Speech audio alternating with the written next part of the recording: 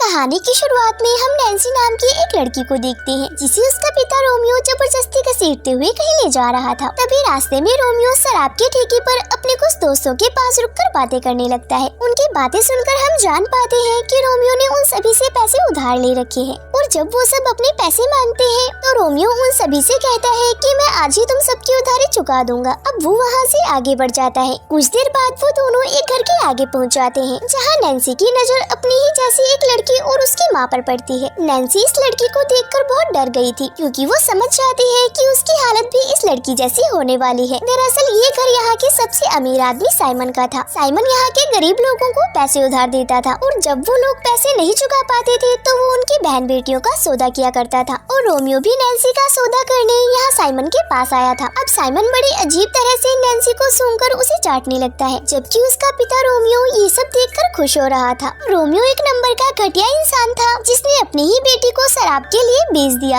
अब रोमियो के वहाँ से जाने के बाद साइमन नैन्सी को कपड़े उतारकर उसे अपने सामने ही नहाने को बोलता है। नैन्सी साइमन से बहुत डरी हुई थी इसलिए डर के मारा वो उसकी हर बात मानने लगती है। अब बिना कपड़ों में नैन्सी का खूबसूरत बदन देखकर साइमन का हथियार भी जोर मारने लगता है लेकिन कुछ सोचकर साइमन चुप रहता है। नैन्सी जिस पानी से नहा रही थी वो नीचे खड़े साइमन के नौकर रोकी पर गिर रहा था। रोकी देख नहीं सकता था और उसके माँ बाप ने भी उसे साइमन को बेच दिया था। रात को रोमियो अपने दोस्तों के साथ बैठकर शराब पी रहा था क्योंकि अपनी बेटी को बेचकर उसके पास काफी पैसे आ चुके थे और इस वजह से वो बहुत खुश था। दूसरी तरफ साइमन नैन्सी को उसके पास उसके बेड पर आने को कहता है लेकिन जब नैन्सी उसकी बात नहीं मानती तब साइमन उसे मार मार कर अपने पास ले आता है। अपनी जिस्मानी हवस जगाने के लिए वो पहले नैन्सी के मुंह में अपनी उंगली डालकर उसे चूसने को बोलता है। इसके बाद वो नैन्सी के बदन पर कुछ मसाले डालकर अपनी जीभ से चाटता है और आखिर में वो नैन्सी की गुफा में अपना हथियार घुसा ही देता है जिससे नैन्सी को काफी ज्यादा दर्द होता है क्योंकि आज से पहले उसने ऐसा कभी नहीं किया था। अब अपने घर में शांत कर साइमन सो जाता है जिसके बाद नैन्सी वहाँ से भागकर अपने पिता रोमियो के पास आती है लेकिन घटिया रोमियो उसे घर से बाहर निकालकर दरवाजा बंद कर लेता है जिसे देखकर नैन्सी सब समझ जाती है कि उसका पिता कितना घटिया और गिरा हुआ इंसान है। अब टूट चुकी नैन्सी फिर से साइमन के घर आ गई जहाँ उसे घर के नीचे रोकी नजर आता है जिसे देखकर नैन्सी कहती है तुम कौन हो, क्या तुम साइमन के बेटे हो? पर रोकी कुछ भी नहीं बोलता जिसके बाद नैन्सी ऊपर कमरे में जाकर साइमन से थोड़ा दूर होकर सो जाती है। अगली सुबह नैन्सी की नजर साइमन पर पड़ती है जो रोकी को बुरी तरह से पीट रहा था क्योंकि रोकी मुर्गियों को खाना देना भूल गया था। ये देख नैन्सी को साइमन पर बहुत गुस्सा आता है पर वो कुछ कर नहीं सकती थी। उसके बाद जब साइमन खाना खाने लगा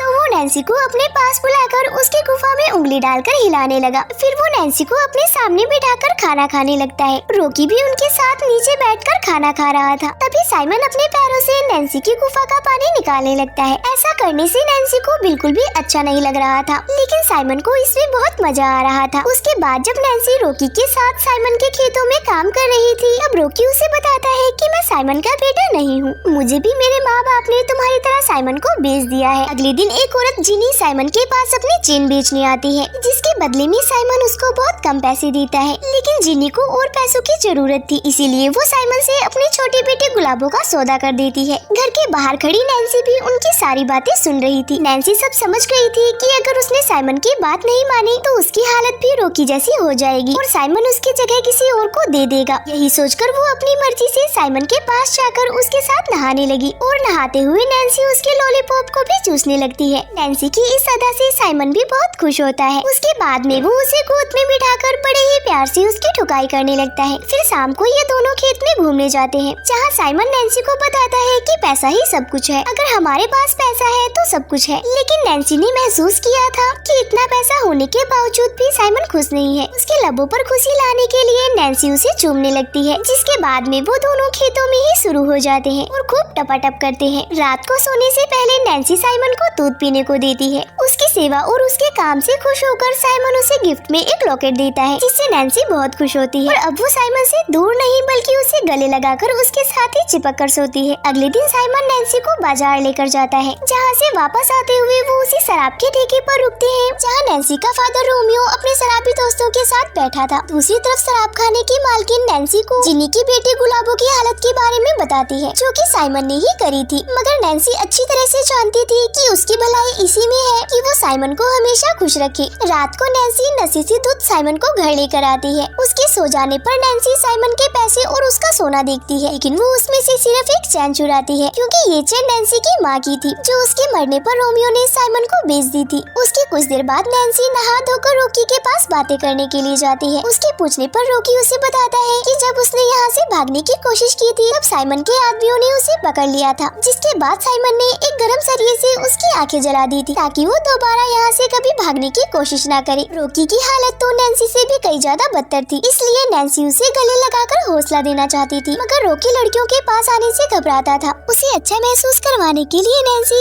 उसके हाथ अपने नरम नरम संतरों पर फेरती है। फिर वो रॉकी का हाथ अपनी गुफा में और अपना हाथ उसके हथियार पर रखती है। फिर वो अपने हाथों से उसके हथियार को इतना चलाती है कि जब तक वो फायर नहीं कर देता। अगली सुबह साइमन अभी भी नशे में था, जबकि नैन्सी कपड़े धोने नदी किनारे पहुंच चुकी थी। यहाँ उसके पास जिन्नी की बेटी गुलाबो आती है। साइमन ने गुलाबो के साथ जो किया था, उससे वो काफी सदमे में थी। नैन्सी उससे बात करने ही लगती है कि तभी जिन्नी आकर गुलाबो को ले जाती है। कपड़े धोकर जब नैन्सी घर आती है, तो वो देखती है कि साइमन रॉकी को फिर से पीट रहा है, क्योंकि साइमन को लग रहा था कि उसकी अलमारी से चैन रॉकी ने ही चुराई है। ये देख नैन्सी उसे एक धारदार हथियार देती है, क्योंकि इतना पीटने से तो अच्छा है कि वो रॉकी को मार ही डाले। नैन्सी की बातों से साइमन हैरान था। अब उसको शांत करने के लिए नैन्सी अपने पूरे कपड़े उतारकर उसके सामने घोड़ी बन जाती है। फिर गुस्सेल साइमन अपना सारा गुस्सा नैन्सी की ठुकाई कर शांत करता है। रात को रॉकी नैन्सी को आज उसे बचाने के लिए धन्यवाद कहता है, और साथ ही वो उसे अपनी आखिरी इच्छा भी बताता है। रॉकी की आखिरी इच्छा ये थी कि बस वो एक बार अपना हथियार किसी लड़की की गुफा में घुसाना चाहता है। बस फिर क्या था, नैन्सी उसके हथियार को अपनी गुलाबी गुफा में डालकर उसकी ये इच्छा भी पूरी कर देती है। अगली सुबह जब ये सब खाना खा रहे होते हैं, तो साइमन फिर से अपने पैरों से नैन्सी की गुफा को सहलाने लगता है, लेकिन आज नैन्सी भी इस चीज के मजे लेने लगती है, जिसे देखकर साइमन उससे और भी खुश हो गया। खाना खाने के बाद साइमन घर से बाहर घूमने जाता है, जहाँ वो जिन्नी को देखकर उसे कुछ पैसे देता है, ताकि वो उन पैसों से गुलाबो का इलाज करवा सके। साइमन था तो बहुत ही टर्की, मगर उसे अपनी गलतियों का एहसास भी था। अब आगे चलकर साइमन शराब के ठेके पर रुककर दारू पीने लगता है, और दूसरी तरफ नैन्सी और रॉकी यहाँ से भागने की तैयारी कर रहे थे। अब थोड़ी ही देर में रात हो जाती है, और ज्यादा शराब पीने के कारण रोमियो साइमन को घर छोड़ने आ रहा था। रास्ते में साइमन रोमियो से कहता है कि नैन्सी मेरे साथ काफी खुश है और वो मेरा अच्छे से ख्याल भी रखती है। तभी रोमियो साइमन से बताता है कि नैन्सी मेरी बेटी नहीं है, मैं तो नामर्द हूँ। वो आगे बताता है कि 20 साल पहले जब मैं अपना उधार नहीं चुका पाया था, तब तुमने मेरी बीवी के साथ जबरदस्ती की थी। नैन्सी उसका ही नतीजा है, मतलब नैन्सी साइमन की ही बेटी है। ये सुनते ही साइमन अपने होश खो बैठता है, क्योंकि इतने दिनों से वो अपनी ही बेटी की लगातार ठुकाई कर रहा था। फिर रोमियो साइमन की ये हालत देखकर उसका मजाक उड़ाते हुए वहाँ से चला जाता है। दूसरी तरफ नैन्सी दोबारा से रॉकी के हथियार को अपनी नरम गुफा में ले रही थी, लेकिन उसी समय साइमन भी वहाँ पहुँच गया। उन दोनों को गपागप करते देख वो गुस्से में आकर रॉकी को मारने लगा। तभी नैन्सी एक धारदार हथियार साइमन के पेट में घुसा देती है, जिससे वो वहीं पर अपना दम तोड़ देता है। साइमन को मारने के बाद वो दोनों उसके सारे पैसे वगैरह लेकर वहाँ से जाने लगते हैं, और जाने से पहले वो साइमन के घर को भी आग लगाकर जला देती है। अगली सुबह नैन्सी पैसों का बंटवारा कर एक नए सफर की ओर निकल पड़ती है। रॉकी भी पैसे और अपना सामान लेकर एक अयास जिंदगी जीने निकल पड़ता है, और इसी सीन के साथ मूवी का एंड हो जाता है।